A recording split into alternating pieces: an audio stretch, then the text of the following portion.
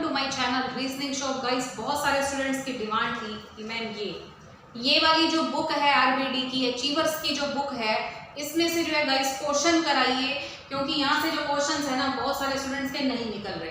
ठीक है, क्योंकि उनको ये है कि बुक में सॉल्यूशन नहीं है, तो मैम प्लीज आप सॉल्यूशन करा दीजिए। तो आप सबकी डिमांड भी मैंने मान ली है, ऑलरेडी मैंने इस पर लाइव क्लास भी बनाई है कि मैंने आप सबकी डिमांड मानी है, और इसमें से गाइस मैं आपको रीजनिंग और मैथ्स जो है वो मैं करवाने जा रही हूँ। ओके, वीडियो अच्छी लगे तो लाइक कर देना, चैनल को सब्सक्राइब कर देना, क्योंकि सब्सक्राइब करने से क्या होता है, जब भी मेरे चैनल पे वीडियो को अपलोड करूंगी तो सबसे पहले नोटिफिकेशन आपको ही मिलेगा। ठीक है, तो जैसा कि मैंने यहाँ पर लिखा है कि मैं आपको करवाने जा रही हूँ RBD achievers model test paper number 4 का सॉल्यूशन। ठीक है, तो ध्यान में रखना मैं कौन कौन से पेपर्स के सॉल्यूशन आप सभी को करवा रही हूँ।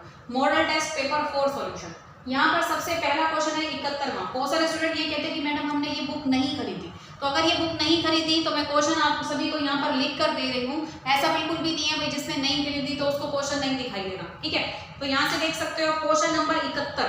सबसे पहले मैं आपको करवा रही हूँ क्वेश्चन नंबर 71। ठीक है, जहाँ पर लिखा है गलत शब्द खोजे। अब इसके बीच में क्या निकालना है, देखिए यहाँ लिखा है 24,576, उसके बाद है 6.44, next is 1536, next is 386, next is 96 and next is 24। I hope सभी को क्लियर है। ठीक है, अब यहाँ पर क्या हो रहा है, सबसे पहले ये समझने वाली बात है। सबसे पहले गाइस मैं आपको ये बताऊं कि एक छोटे नंबर से डायरेक्ट एक बड़ा नंबर बनता है, it's a case of multiplication. ये लेकिन यहाँ पर क्या हो रहा है, यहाँ पर बड़े से छोटा बन रहा है। कैसे, यहाँ देखो 24,000 है, यहाँ पर है 6,000, फिर एकदम से 1,000, फिर 300 चला गया। समझ पा रहे हैं, यहाँ पर कुछ डिवाइड हो रहा है, घटते क्रम में बन रहा है, डिवाइड का केस चल रहा है। इसका मतलब अगर मैं इसको डिवाइड करूं, कौन से नंबर से डिवाइड करूं कि ये नंबर आ जाए, जैसा कि यहाँ पर मुझे गाइस दिख रहा है 24 और यहाँ पर कितना दिख रहा है 6, तो इसका मतलब ये हो सकता है कि इसको 4 से भाग किया गया, क्योंकि 4 के पहाड़े पे 24 आता है 6 पे। ठीक है, 4 6 24 आता है। ठीक है, इसका मतलब मैं एक काम करती हूँ, इसको 4 से भाग करके देखती हूँ। जब मैंने 4 से भाग की तो कितना आया, देखिए 4 6 24, ठीक है, 4 एकम 4, ठीक है, 4 चौक 16, ठीक है, फिर 4 चौक 16। इसका मतलब बिल्कुल सही है, तो हमारा यहाँ पर कितना आएगा, डिवाइड 4। मतलब अगर मैं यहाँ पर भाग 4 कर दूँ तो उसके बाद ये आ सकता है बिल्कुल परफेक्ट। ठीक है, अब उसके बाद में गई 6144 से 1536 की तरफ। जब मैं यहाँ पर गई तो मैंने इसको भी 4 से डिवाइड करके देखा, मुझे नहीं पता था कि ये होगा नहीं होगा। 4 से डिवाइड किया, ठीक है, 4 पंजे 20, ठीक है, उसके बाद 4 किया 12, ठीक है, 4 6 24, 15 36, तो यहाँ पर आ गया मेरा डिवाइड 4। क्लियर है सभी को? ठीक है, भाग 4 पर। अब मुझे ये तो पता चल गया भाई हर एक जगह पर भाग 4 हो रहा है। अब भाग 4 जो हो रहा है, तो मैंने 1536 को भाग 4 किया, ठीक है, यहाँ पर आया 4 किया 12, ठीक है, 4 8 32, ठीक है, और 4 चौक 16। इसका मतलब यहाँ पर कितना आ रहा है मेरा 384। अगर मैं इसको 4 से भाग करूँ, इस वाले पोर्शन को अगर 4 से भाग करूँ तो 384 आ रहा है, जबकि यहाँ कितना लिखा हुआ है 386। इसका मतलब ये बिल्कुल ही गलत है और यही मेरा रॉन्ग नंबर है। मुझे क्या सर्च करना था, गलत शब्द, क्योंकि कभी भी सीरीज गलत नहीं होती, गलत क्या होता है, हमारा नंबर। ठीक है, आई होप सभी को क्लियर है। चलिए, तो इसी के साथ ही मैं बढ़ते हमारे अगले प्रश्न की तरफ।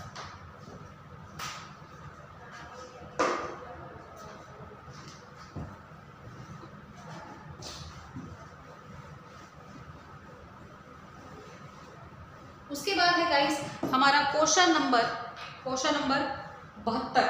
ठीक है, इसमें आपने बताना है युक्त शब्द छांटिए। ये अल्फाबेटिकल सीरीज का प्रश्न है। PMT, उसके बाद लिखा है OS, ठीक है, उसके बाद लिखा है MQR, नेक्स्ट आपका लिखा है MSQ, और उसके बाद आपको बताना है यहाँ पर क्या है। चलिए, ये नंबर 16 है, ये नंबर 15 है। आप सभी को कहती हूँ ना, जो भी अल्फाबेट्स लेटर्स है उनकी नंबरिंग कर लो, काम आसान रहेगा। ये 16 है, ये 15 है, ये 14 है, ये 13 है, तो यहाँ पर 12 आ जाएगा, मतलब L आ जाएगा। उसी तरीके से अगला देख लो, ये 13 है, ये 15 है, ये 17 है, ये 19 है, तो यहाँ पर 21 नंबर पे U आ जाएगा। उसके बाद नेक्स्ट चेक कर लो, ये 20 है, ये 19 है, ये 18 है, ये 17 है, तो यहाँ पर 16P आ जाएगा। ठीक है, तो हमारा आंसर क्या होगा, LUP, जो कि मुझे यहाँ पर दिख रहा है हमारे ऑप्शन नंबर फर्स्ट में। तो 72 जो है उसका जो ऑप्शन नंबर फर्स्ट है, ये हमारा फाइनली आंसर मुझे यहाँ पर लगता दिख रहा है। ठीक है, जिसको भी समझ में ना आए वीडियो को फिर से पीछे से जाके देखिए, कोई भी दिक्कत नहीं आने वाली। ठीक है, क्लियर हो जाएगा। उसके बाद है हमारा क्वेश्चन नंबर 73। Question number 73। एक निश्चित कूट भाषा में बिलीफ को कुछ लिखा जाता है, कोडिंग रिकॉर्डिंग का क्वेश्चन है, तो सेल्डम को क्या लिखा जाएगा? बिलीफ का कोड वर्ड क्या है? BELIEF। ठीक है, बिलीफ का गाइस कोड वर्ड क्या है? बिलीफ का कोड वर्ड है AFKKDI। तो मैं आपको हमेशा कहती हूँ जब भी आपको कोडिंग रिकॉर्डिंग का क्वेश्चन करना हो तो जो भी यहाँ पर है सबसे पहले इनकी जो प्लेस वैल्यू लिखो। B 2 नंबर पे होता है, E 5 पे, L 12 पे, I 9 पे, E 5 पे, F 6 पे, ये 1 पे, 6 पे, 11, 11, 4, 9। समझ गए? अब हमने क्या करना है, यहाँ पर देखो 2 से 1 बन रहा है मतलब -1 हो रहा है, 5 से 6 मतलब +1, 12 से 11 मतलब -1, 9 से 11 मतलब +2, 5 से 4 मतलब -1, 6 से 9 मतलब +3। तो ये वाला जो सीक्वेंस है ना, यही सीक्वेंस मैं वहां पर यूज करती हूँ। जैसे जिसमें मुझे बताना है सेल्डम का कोड क्या है, SELDOM, सेल्डम का कोड। तो जो सीक्वेंस आपने यहाँ यूज किया वही सीक्वेंस आप यहाँ पर यूज करके फिर ऑप्शन में आंसर देख लो कि मिल रहा है या नहीं मिल रहा। ठीक है, ये 19 है, ये 5 है, ये 12 है, ये 4 है, ये 15 है, ये 13 है। जैसा कि पहले -1 हो रहा है तो 18 नंबर पे आ रहेगा, उसके बाद +1 हो रहा है तो 5 से 6 मतलब F बनेगा। उसके बाद देखो -1 है ना तो 12 में से भी 1 घटा दो, 11 नंबर पे किया आएगा। उसके बाद इसमें +2 कर दो, 4 और 2 6 मतलब F आ जाएगा। उसके बाद -1 कर दो, 14 नंबर पे आपका N आ जाएगा। उसके बाद M में +3 कर दो, 16 नंबर पे आपका P आ जाएगा। अब ये वाला ऑप्शन कहाँ पर है देख लेते हैं। ये वाला ऑप्शन देख सकते हो जिसके पास बुक है, ऑप्शन नंबर 3 है। 73 क्वेश्चन का ऑप्शन नंबर 3 जो है वो है RFKFNP। ठीक है, आई होप सभी को बहुत अच्छे से क्लियर होगा। चलिए तो इसी के साथ बढ़ते हैं हमारे अगले प्रश्न की तरफ। अगला प्रश्न क्या है? अगला प्रश्न है गाइस 74। ये भी कोडिंग रिकॉर्डिंग का प्रश्न है। इसमें लिखा है इन्होंने जो मोबिलिटी है, मोबिलिटी, ठीक है, इसका जो कोड वर्ड है वो है 4 6 2 9 3 9 2 7। ये इसका कोड वर्ड है। ठीक है, तो आपने आगे निकालना, पहले ये देखते हैं कि ये कैसे आया। सीधी सी बात है, मैं आपको हमेशा कहती हूँ ये जो नंबर्स आए हैं इनकी प्लेस वैल्यू से आए हैं। तो ये देखो, ये नंबर 13 है, ये नंबर 15 है, ये 2 है, ये 9 है, ये 12 है, ये 9 है, ये 20 है, ये 25 है। इन्होंने गाइस क्या किया है, इस 1 + 3 को ऐड करके 4 लिखा है, 1 + 5 को ऐड करके 6 लिखा है, 2 का 2, 9 का 9, 1 + 2 को ऐड करके 3, 9 का 9, 2 + 0 को ऐड करके 2, 2 + 5 को ऐड करके 7। ठीक है, तो ये वाला सीक्वेंस इन्होंने यहाँ पर यूज किया है। तो आगे चेक करते हैं। आगे इन्होंने पूछा क्या है, इन्होंने पूछा एग्जामिनेशन का कोड बताओ। Examination, examination NATION। ठीक है, अब आपने क्या करना है, यहाँ पर सभी की जो प्लेस वैल्यू लिख लो। ये 5 है, 24 1 13 9 14 1 20, उसके बाद ये 9 है, ये 15 है, ये 14 है। अब आप एक काम करो, इन सभी को ऐड कर दो। जैसा कि 5 का 5 आ गया, 2 + 4 कितना हो गया 6, 1 का 1 आ गया, 1 + 3 कितना हो गया 4, यहाँ पर 9 आ गया, 1 + 4 कितना हो गया 5, यहाँ पर 1 आ गया, 2 + 0 2 आ गया, ये 9 आ गया, 1 + 5 6 आ गया, 1 + 4 5 आ गया। अब ये जो ऑप्शन है आपको कहाँ मिल रहा है, जिसके पास बुक होगी उसको पता होगा। ऑप्शन नंबर 2 में मिल रहा है 5 6 1 4 9, उसके बाद है 5 1 2 9 6 5। ठीक है, आई होप सभी को ये क्वेश्चन बहुत ही अच्छे से क्लियर होगा। ठीक है, एक बार देख लूं सभी को सफाई से दिख रहा है।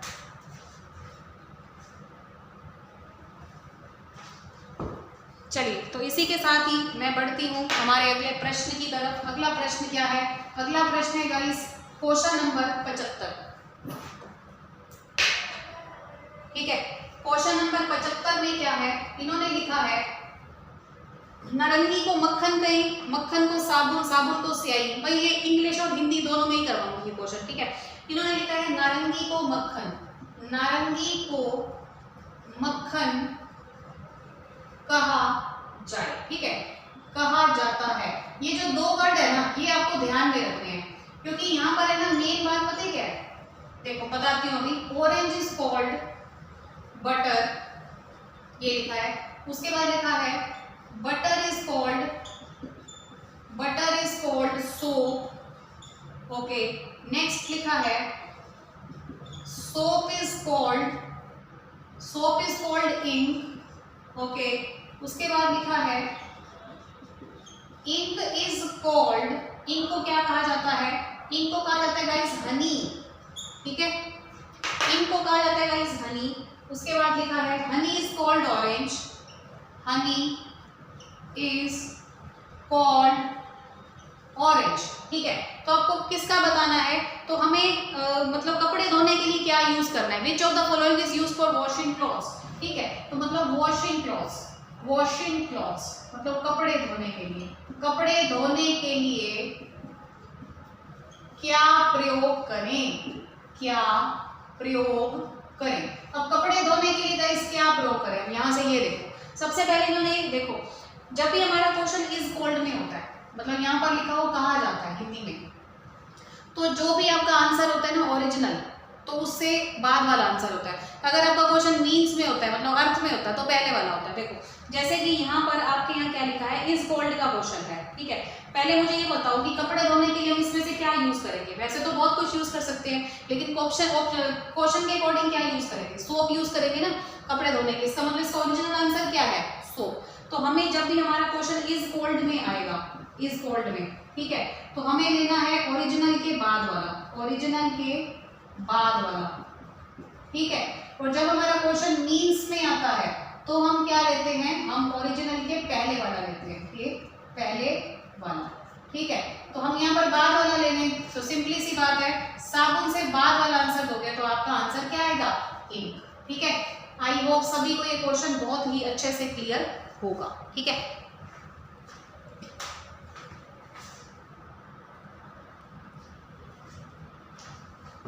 अगला क्वेश्चन है गाइस क्वेश्चन नंबर 76।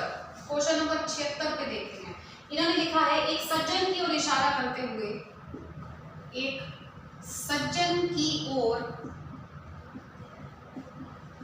इशारा करते हुए, ठीक है, दीपक ने कहा, को कह कौन रहा है, दीपक, दीपक ने कहा। अब दीपक ने गाइस क्या कहा है वो देखते हैं।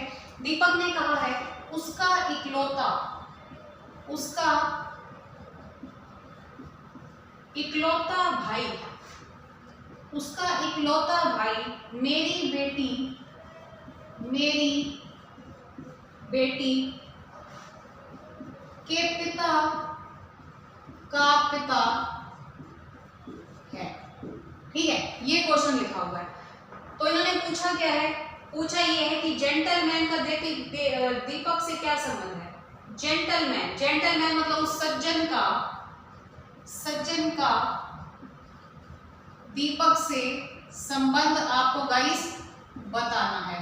ठीक है, आप सभी को पता है ब्लड रिलेशन में कैसे पढ़ाती हूँ। ठीक है, ट्रायंगल पुरुष होता है हमेशा और सर्किल जो है वो औरत होती है। ठीक है, ट्रायंगल में हमेशा किसको लेती हूँ, पुरुष को, और सर्किल में लेती हूँ हमेशा औरत को। ठीक है, सभी को पता होगा। अब देखो सज्जन की इशारा करते हैं, दीपक ने कहा। अब कह कौन रहा है, सबसे पहले ये देखते हैं, दीपक कह रहा है, तो वो क्या कह रहा है, उसका बेटा, उसका इकलौता भाई मेरी बेटी, मतलब ये मेरी वर्ड किसको डिनोट कर रहा है, दीपक को। तो मेरी को हमेशा देते हैं नंबर 1, जितने रिश्ते हैं उसको नंबरिंग दो। ठीक है, तो मेरी बेटी के पिता का पिता, तो पहले यहाँ तक क्वेश्चन बनाते हैं क्योंकि ये सेंटेंस बिल्कुल अलग है। ठीक है, और वो वाला सेंटेंस बिल्कुल अलग है। दीपक ने क्या कहा है, जैसे कि ये दीपक है, ठीक है, तो मैंने यहाँ डी लिख दिया। दीपक कह रहा है मेरी बेटी, इसका मतलब ये हो गई, थोड़ा ऊपर बना देती हूँ। ठीक है, ये हो गया गाइस, दीपक ये कह रहा है मेरी बेटी, तो सर्किल 1 के नंबर 2 नीचे आएगा, मेरी बेटी के पिता। अब ये देखो, मेरी बेटी के पिता कौन हुए, वो खुद ही तो हुआ। कहने की बात तो यही है ना, मेरी बेटी के पिता मैं खुद हुआ और पिता के पिता बनाने हैं, तो ये नंबर 4 हो गया। ठीक है, अब ये बताओ हमारा सेंटेंस किस पे खत्म हुआ, मेरी बेटी के पिता का पिता वाला सेंटेंस किस पे खत्म हुआ, इस पे ना, तो नंबर 4 पे टिक लगा लो। अब यहाँ पर लिखा है उसका इकलौता भाई, किसका इकलौता भाई, जिसकी ओर उसने इशारा किया, इस सज्जन का इकलौता भाई, तो मतलब ये सज्जन कोई भी हो सकता है। ठीक है, सज्जन, जैसा कि सज्जन लिखा है तो इसको ट्रायंगल मानती हूँ, ये सज्जन है। ठीक है, ये कह रहा है कि सज्जन का इकलौता भाई, तो सज्जन का इकलौता भाई कौन होगा, ट्रायंगल बन के उसके साथ में आएगा। इसका मतलब क्वेश्चन किस पे खत्म हुआ, उसके इकलौते भाई के ऊपर।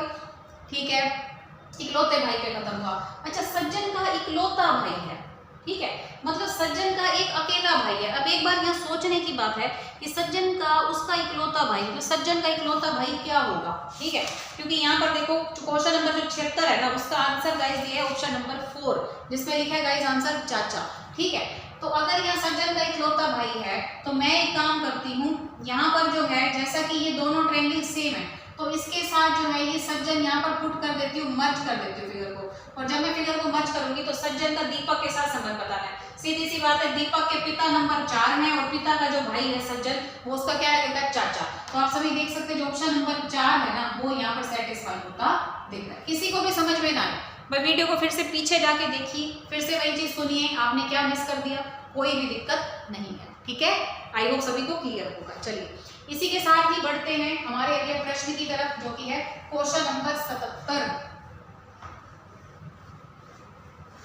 ठीक है। क्वेश्चन नंबर 77 में क्या है अब ये देखते हैं। इन्होंने लिखा है 5 बच्चे पंक्ति में बैठे हैं, 5 बच्चे एक पंक्ति में बैठे हैं, ठीक है। 5 बच्चे पंक्ति में बैठे हैं, एसपी के बगल में है, ठीक है, एसपी के बगल में है लेकिन टी के नहीं, लेकिन टी के नहीं। उसके बाद लिखा है के आर के बगल में है, के आर के बगल, बगल को गाइस इंग्लिश में कहा जाता है एडजेसेंट्स, ठीक है। जो सबसे बाईं ओर बैठा है, जो सबसे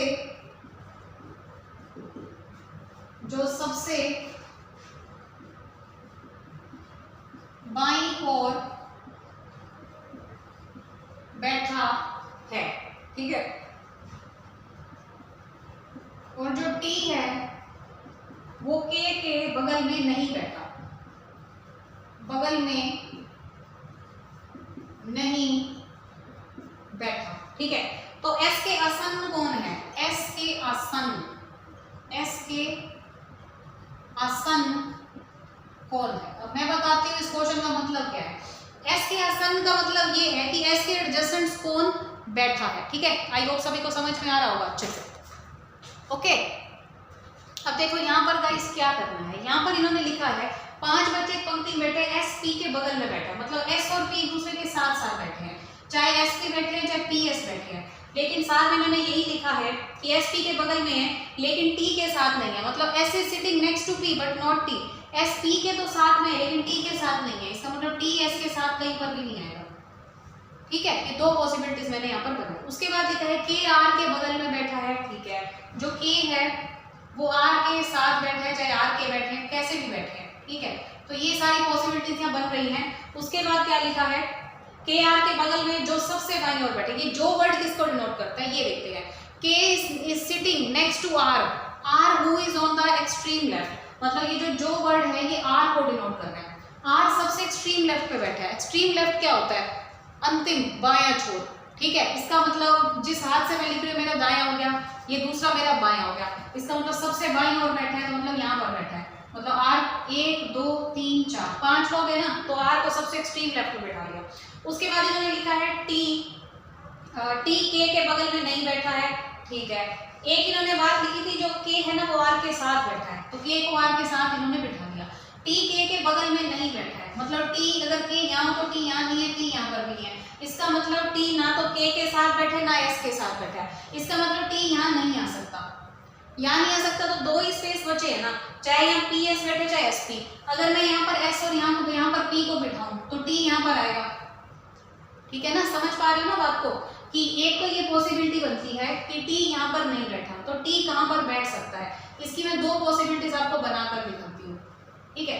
टी यहाँ पर नहीं बैठा है तो होपफुली हो सकता है कि पी और एस यहाँ पर बैठे हों, सॉरी पी और एस को मैं यहाँ पर बिठाती हूँ, एस और पी को यहाँ बिठाती हूँ, टी को यहाँ बिठाती हूँ, क्योंकि जो टी है ना, पी और एस तो साथ साथ बैठे हैं और टी जो ना तो के साथ बैठे ना एस के साथ बैठा है, इसी वजह से मैंने उसको वहां पर दूर कर दिया, ठीक है। और कहीं पे स्पेस पता है कि जहाँ पर टी आ पाए, टी यहाँ नहीं आ सकता तो एस पी कहाँ पर बैठेंगे, तभी कह रही हूँ कि ये एक परफेक्ट फिगर यहाँ पर है।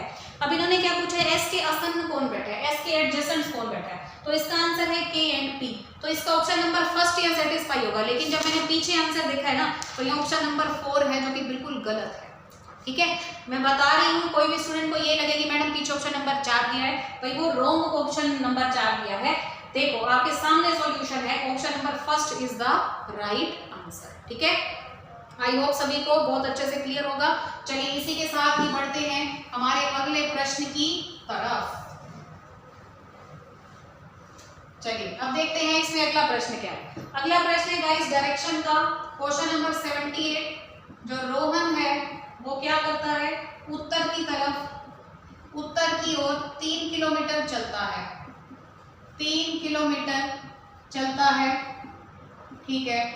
उसके बाद लिखा है बाईं मुड़ा 2 चला, बाईं मुड़ा 2 किलोमीटर चला, ठीक है। उसके बाद नेक्स्ट लिखा है फिर से बाएं मुड़ा 3 चला, बाएं मुड़ा 3 किलोमीटर चला, ठीक है। उसके बाद इस बिंदु पर अपनी ओर बाईं मुड़ता है, फिर बाएं मुड़ा है वो, फिर से बाएं मुड़ा है और 3 किलोमीटर चला है, ठीक है। अब पूछा क्या है, आरंभिक बिंदु से कितने किलोमीटर दूर है, ठीक है। आरंभिक बिंदु से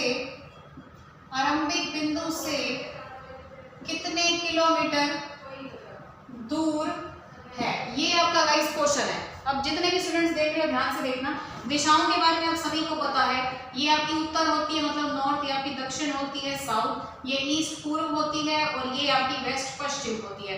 सभी को राइट लेफ्ट तो पता ही है, ये आपका राइट होता है लेफ्ट, लेफ्ट राइट, यहाँ पर राइट लेफ्ट और यहाँ पर भी राइट और लेफ्ट। अब ये कह रहे हैं रोहन उत्तर की तरफ 3 किलोमीटर जाता है, इसका मतलब उत्तर की तरफ ये 3 किलोमीटर गया, ठीक है। उसके बाद वो बाईं तरफ मुड़ा, उत्तर की तरफ बायां कहाँ पर है, देखो ध्यान से, बायां यहाँ पर है, ठीक है। बाएं मुड़कर कितना चला है, 2 किलोमीटर। उसके बाद वो फिर से बाएं मुड़ा और 3 किलोमीटर चला है, देखो बाएं मतलब वेस्ट डायरेक्शन में, बाएं मुड़ा है और 3 चला है, ठीक है। फिर से बाएं मुड़ा है और 3 चला है, ठीक है। इसका मतलब ये थोड़ा सा एक्स्ट्रा चलेगा क्योंकि 2 यहाँ तक है, 1 है, तो टोटल गाइस कितना हो गया, 3 हो गया, यहाँ तक चला, ठीक है।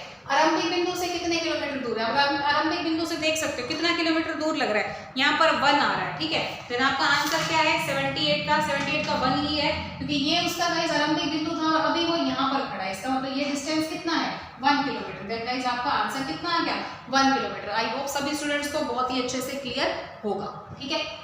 चलिए इसी के साथ ही अब हम बढ़ते हैं अपने क्वेश्चन नंबर 79 की तरफ। क्वेश्चन नंबर 79,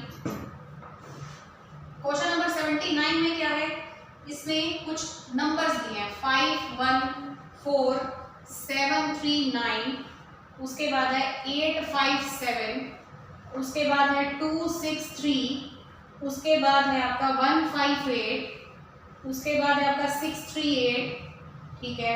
उसके बाद है 5, 2, 2, उसके बाद है आपका 4, 3, 4, उसके बाद आपका 9, 6, ठीक है। ये आपके सारे नंबर्स यहाँ पर दिए हैं।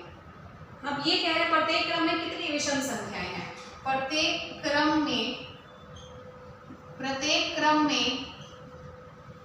कितनी विषम संख्याएं हैं, ठीक है। प्रत्येक क्रम में कितनी विषम संख्याएं हैं जिसके ठीक बाद एक विषम संख्या आती है, जिसके ठीक बाद एक विषम संख्या आती है, एक विषम संख्या आती है, ठीक है। ये आपके सामने का इस प्रश्न दिया है। अब यहाँ पर देखो, पहले तो ये देखो कितनी विषम संख्याएं हैं, जैसा कि विषम संख्याएं काफी सारी हैं, देखो 5 भी है, 7 भी है, 3 भी है, काफी सारी हैं। तो ऐसी कितनी विषम संख्याएं जिसके ठीक बाद एक विषम संख्या आती है, सिंपल सी बात है। ये देखो जैसे कि 5 है, इसके ठीक बाद 1 आता है, 7 के बाद देखो 3 आता है, 3 के बाद देखो 9 आता है। देखा जाए तो ये भाज्य संख्याएं भी हैं, ठीक है। तो देख लेते हैं इनका आंसर किस तरीके से है। तो ये आ गया, उसके बाद ये देखो 5 के बाद 7 आ गया, 7 के बाद नहीं आया, ठीक है।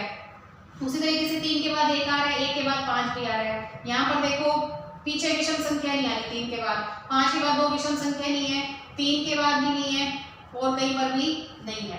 इसका मतलब कितने हो गए, 1, 2, 3, 4, 5, 6। देन आपका यहाँ पर आंसर क्या है, 4 से अधिक। देन 79 का ऑप्शन है 4 से अधिक। भाई मेरे यहाँ पर 6 बन रहे हैं और इनके ऑप्शन दिए ऑप्शन नंबर 4, 4 से अधिक। इसका मतलब इनके हिसाब से जो आंसर आएगा वो आएगा 4 से अधिक, ठीक है। आई होप सभी स्टूडेंट्स को क्लियर होगा। चलिए इसके साथ बढ़ते हैं हमारे अगले प्रश्न की तरफ। अब अगला प्रश्न क्या है, आपका लास्ट प्रश्न है जो कि है आपका क्वेश्चन नंबर 80। क्वेश्चन नंबर 80 में क्या लिखा है, लड़कों की पंक्ति में राजन जो है, राजन बाएं से 6th है, 6वां है, और विनय दाएं से 10वां है। विनय दाएं से 10वां है, ठीक है। अब उसके बाद लिखा है कि राजन और विनय के मध्य 8 लड़के हैं। राजन और विनय के मध्य 8 लड़के, विनय के मध्य 8 लड़के, ठीक है।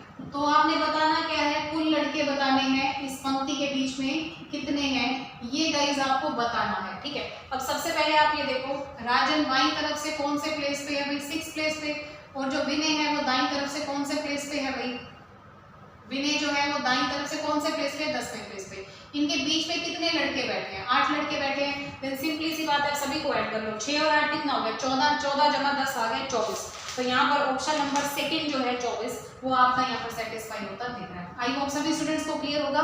तो ये था आपका आरबीडी का मॉडल टेस्ट पेपर नंबर 4। सभी को एक एक डाउट बहुत अच्छे से क्लियर हुआ होगा, किसी को कोई भी दिक्कत है, वीडियो कोई भी ब्लर नहीं है, ठीक है, सभी को अच्छे से दिखाई दे रहा होगा। किसी को कोई भी दिक्कत हो कमेंट सेक्शन में कमेंट कर सकते हो, ठीक है। वीडियो अच्छी लगे तो लाइक कर देना, चैनल को सब्सक्राइब कर देना, क्योंकि सब्सक्राइब करने से सबसे पहले नोटिफिकेशन आपको ही मिलता है, ठीक है गाइस। तो मिलते हैं अपने नेक्स्ट वीडियो में, आज के लिए बस इतना ही। Thank you so much guys, bye bye, have a nice day, take care.